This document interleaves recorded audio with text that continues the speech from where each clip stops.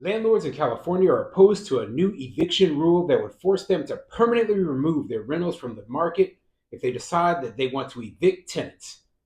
I'm Tony, and this is Real Estate Investing and Landlord News. All right, so I have an interesting article for you today, and it's going over a proposal for changes to the eviction ordinance that they have in Santa Barbara, California. So, right now, they have a lot of rules put in place to make it so that landlords has to have a just cause in order to remove tenants, right? And I've talked about these just cause or good cause eviction ordinances before. And the main thing with these is that the government is the one who dictates what reasons you can and cannot remove tenants from your property. So, one of the reasons that they allow landlords to remove tenants is if they decide they want to get out of the rental business. If they want to get out of the rental business, then they are able to evict the tenant according to their rules. However, right, the city of Santa Barbara says, well, you have to permanently remove your tenant from or remove your rental from the rental market. You can never make it a rental again if you use this reason to evict a tenant. So that obviously is really digging hard into landlords' rights. And I'm 100% opposed to it. I'm opposed to all good cause or just cause eviction ordinances, but this one in particular, I mean, it's really, really bad. Okay. So, yeah, I mean, you should allow landlords to be able to remove whoever they want, according to the contract that they signed with the tenant.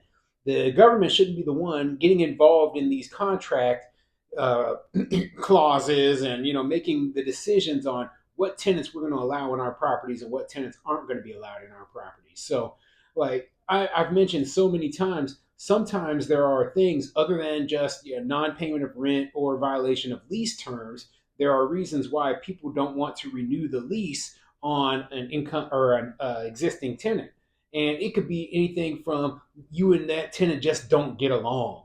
Okay, if you and your tenant don't get along, do you really think that having a long, that tenant living in your property for a long period of time is a good idea? I don't. I think it's an awful idea. So, yeah, right now I'm sitting in beautiful Guam and I'm in a resort hotel. That's why my background looks a little bit different than normal, right? And I'll, show you a couple of pictures from the trip, but, I'm really trying to keep making these videos so that you guys can have good content and know what's happening right now with landlords. So before I get into the article, go ahead, hit the like and subscribe button, maybe leave a comment down below, and let me know what you think. Now, if you're a landlord and you have a tenant that you want to remove from your property so that you can get completely out of the rental business, do you believe a landlord should be allowed to get back in the rental business? I do. Okay, first of all, I don't believe in these eviction protections at all. But if they are in place and you're investing in a place where they are in place, how dare they try to say, well, you know what, you have to, your property is can never be a rental again. What a joke. Okay, these people, they think that they want, or you know what, they don't think, they want to control everything and everyone and everything that's being done.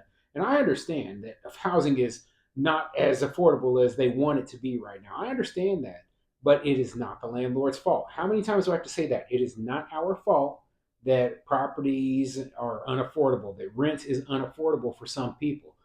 No matter what your rent levels are, they're going to be unaffordable for someone. Even in the cheapest place in the country, if you had rents that were $200 a month for a four-bedroom house, there'd be somebody complaining, oh, rent is unaffordable. There will always be people who rent is unaffordable for. So why, just punish landlords and force us to take all, these people and subsidize their living? That's stupid. Okay, so anyway, let's get into this article. This article is coming from Santa Barbara News Press, and it says landlords question changes to eviction ordinance. Yeah, and it goes into why landlords are upset with it. So let's get into it. For weeks, Santa Barbara tenants who have been evicted or are on the verge of being ousted have appealed to the city council for help in protecting them and their rights against landlords they say want them gone so they can raise the rent for new tenants taking their place. On Tuesday, it was the landlord's turn. The landlords who showed up at the Santa Barbara City Council meeting insisted that they were following the rules laid out in the city's tenant protection ordinance, that no loopholes were being exploited, and no clarifications needed to be made. Several questioned why they were there in the first place. This is a tenant centric disaster for property owners in Santa Barbara, Paul Burns said. The idea of requiring landlords to show good faith instead of just intent is unfair, he said, because it's not clear what good faith means. It's subject to interpretation. And he's absolutely right. You know, you put words in there that can be interpreted either way. And when you're talking about a word like good faith or words like good faith, well, to some people, good faith is completely different than what it is to other people. And that's why I don't believe that they should have this sort of terminology inside their rules. So landlords are doing everything they can to comply with the rules right now. And there might be one or two bad actors out of hundreds of landlords, out of tens of thousands of units, right? But instead of going after those one or two bad actors, they say, oh, we're going to punish every single landlord, because in their minds, every landlord is doing something wrong or has the potential to do something wrong or in the future will do something wrong or whatever, right? That's idiotic. Like I've said many, many times before, 99.9% of landlords are doing everything right. And they don't break the rules. They follow the rules. They're just trying to make money. Now, one of the things they said up here is that they said tenants are saying that they want them gone so that they can raise the rent for new tenants taking their place. Darn straight we do. Simply put, if you're not willing to pay the new higher rents, then we want you gone. Is there anything wrong with that? Of course not. It's kind of like saying, well, McDonald's, they were selling their burgers for $1, but now they want the new customers to pay $2. Well, of course they do. They don't want the new customers paying the same price as the old customer, or they don't want the old customer paying the same price forever. That wouldn't make any money for them. And just like not raising the rents won't make any money for us, we want to be able to raise the rents as much as possible so that we can make as big a profit as possible so that we stay in business. That's the way we have to operate. And if you cannot afford that rent, then you need to go somewhere where you can afford it and stop putting it on us to make housing affordable for you. He was especially concerned about the proposal that any rental unit removed from the housing market must be permanent.